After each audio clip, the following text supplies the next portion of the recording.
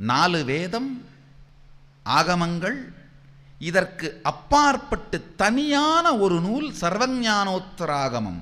அதோமுகத்திலிருந்து அந்த உள்ள கான்டெக்ஸ்ட், உள் உணர்வு என்ன என்கின்ற உண்மையை அதோமுகத்திலிருந்து முருகப்பெருமானுக்கு இறைவன் அருளுகின்றார்.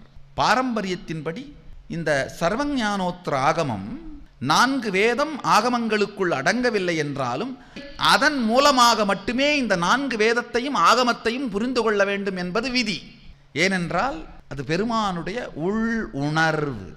எந்த நிலையில் எந்த இருப்பை உரைப்பால் வெளிப்படுத்தினாரோ அந்த இருப்பே சர்வஞானோத்தராகமம்.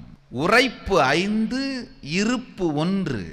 இருப்பு 1ம் உரைப்பு 5மான 6ம் சேர்ந்த முழுமைத்தன்மை ஞானக் கடவுள் முருகன். கைலாசாவின் கந்தசஷ்டி மகோத்சவம். பகவான் நித்யானந்தரை கேளுங்கள். 6 நாட்கள் தினந்தோறும் நடைபெறும் தொடர் நேரலை சத்சங்கத்தில் இணையுங்கள்.